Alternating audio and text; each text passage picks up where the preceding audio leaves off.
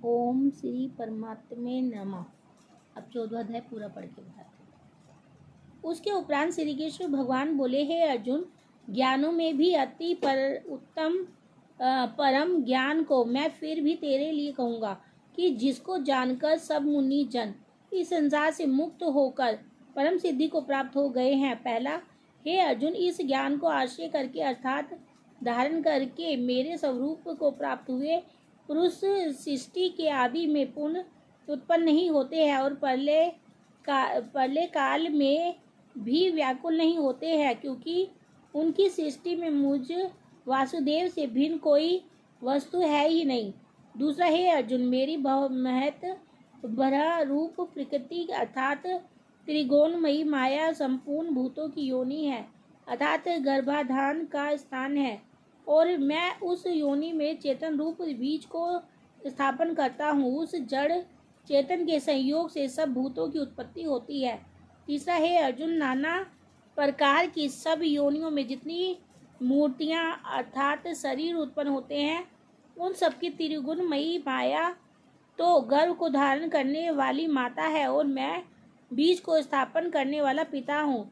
हे अर्जुन, तत्व गुण, रजोगुण और तमो गुण ऐसे यह प्रकृति से उत्पन्न हुए तीनों गुण इस अविनाशी जीवात्मा को शरीर में बांधते हैं। हे निष्पाप, उन तीनों गुणों में प्रकाश करने वाला निर्विकल्प तत्व गुण तो निर्मल होने के कारण सुख की आसक्ति से और ज्ञान की आसक्ति से अर्थात ज्ञान के अभिमान से बनता है। छठा, हे अर्जुन, राग रूप रजोगुण को कामना और आसक्ति से उत्पन्न हुआ जान वह इस जीवात्मा को कर्मों की और उनके फल की आसक्ति से बांधता है। सातवां, और हे अर्जुन, सर्वदेहाभिमानियों के मोहने वाले तोम गुण को अज्ञान से उत्पन्न हुआ जान वह इस जीवात्मा को प्रमाद, आलस्य और निंद्रा के द्वारा बांधता है।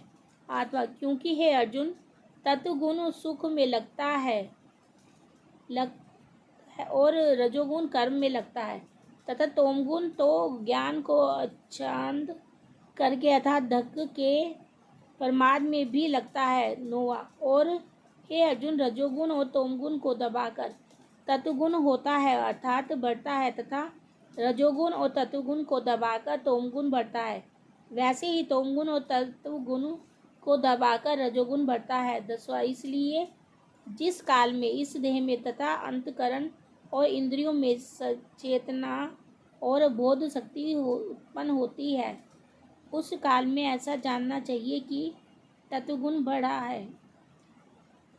11वां, और हे अर्जुन, रजोगुण के बढ़ने पर लोभ और प्रवृत्ति अर्थात संसारिक चेष्टा तथा सब प्रकार के कर्मों का स्वार्थ बुद्धि से आरंभ है। अशांति अर्थात मन की चंचलता और विषय भोग की लालसा, यह सब उत्पन्न होते हैं। 12वां, तथा हे अर्जुन, तोम गुणों के बढ़ने पर अंतकरण और इंद्रियों में प्रकाश है। कर्तव्य कर्मों में अप्रवृत्ति और प्रमाद अर्थात व्यर्थ चेष्टा और निंद्रादि अंतकरण की मोहिनी वृत्तियाँ, यह सभी उत्पन्न होते हैं। 13वां, हे अर्जुन, जब यह जीवात्मा सत्वगुण की वृद्धि में मृत्यु को प्राप्त होता है, तब तो उत्तम कर्म करने वालों के मल रहित अर्थात दिव्य स्वर्ग आदि लोकों को प्राप्त होता है। 14वां, रजोगुण के बढ़ने पर अर्थात जिस काल में रजोगुण बढ़ता है उस काल में मृत्यु को प्राप्त होकर कर्मों की आसक्ति वाले मनुष्यों में उत्पन्न होता है तथा तमोगुण के बढ़ने पर मरा हुआ पुरुष, कीट, पशु आदि मूढ़ योनियों में उत्पन्न होता है। 15वां, क्योंकि क्या लिखा है, इंद्रियां और अंतकरण की व्यर्थ चेष्टाओं का नाम प्रमाद है। कर्तव्य कर्म में अप्रवृत्ति रूप निरुमता का नाम आलस्य है।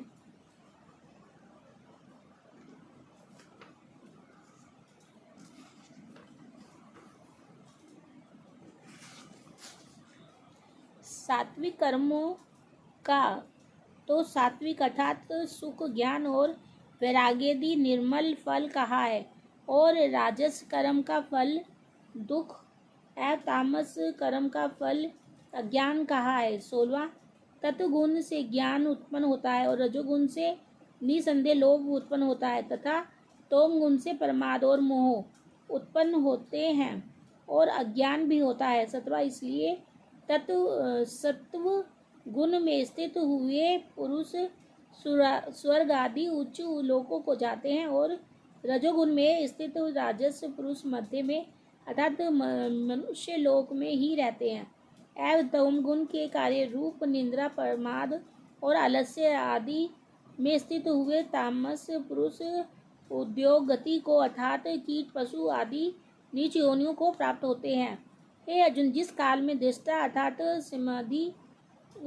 समृष्टि चेतना में एक ही भाव से स्थित हुआ साक्षी पुरुष तीनों गुणों के सिवा अन्य किसी को करता नहीं देखता है अर्थात गुण ही गुणों में बढ़ता है ऐसा देखता है और तीनों गुणों से अति परे सच्चिदानंद घन स्वरूप मुझ परमात्मा को तत्व से जानता है, उस काल में वह पुरुष मेरे स्वरूप को प्राप्त होता है।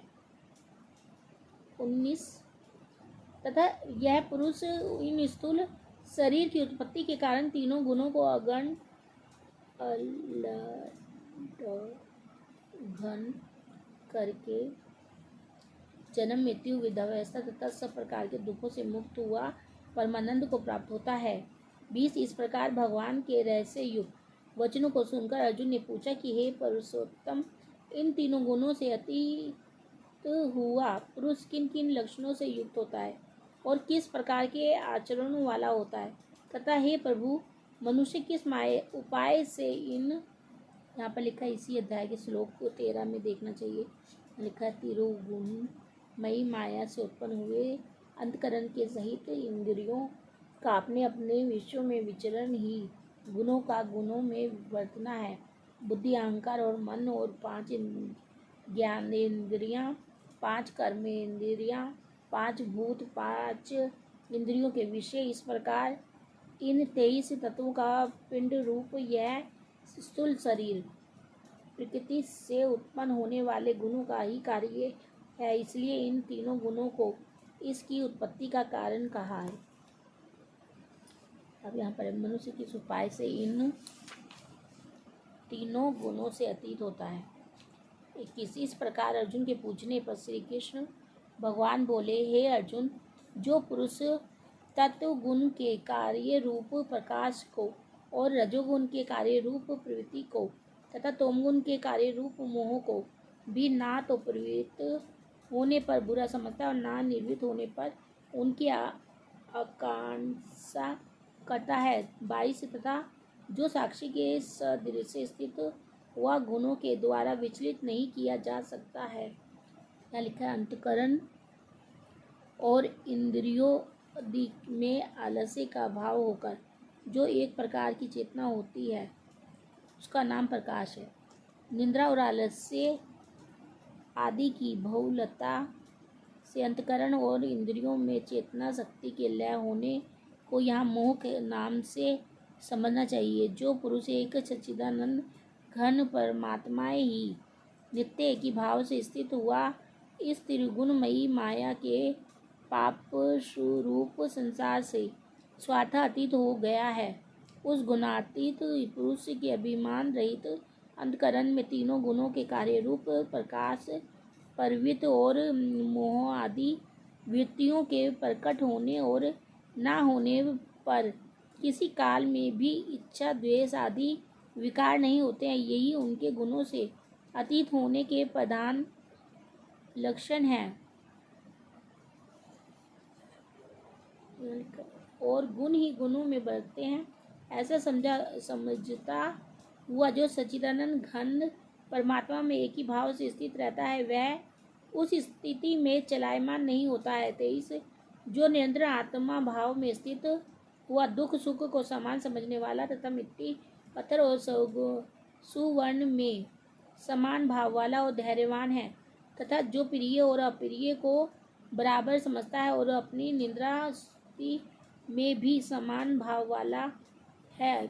24 तथा जो मान और अपमान में सम है, मित्र और वैरी के पक्ष में भी सम है, वह संपूर्ण आरंभों में कथापन के अभिमान से रहित हुआ पुरुष गुणातीत कहा जाता है। 25 और जो पुरुष अविचारी भक्ति रूप योग के द्वारा मेरे को निरंतर भजता है वह इन तीनों गुणों को, यहाँ पर लिखा है इस अध्याय के श्लोक 19 की टिप्पणी में देखना चाहिए। केवल एक सर्वशक्तिमान परमेश्वर वासुदेव भगवान को ही अपना स्वामी मानता हुआ स्वार्थ और अभिमान को त्याग कर श्रद्धा और भाव के सहित परम प्रेम से निरंतर चिंतन करने को अभिचारी भक्ति योग कहते हैं।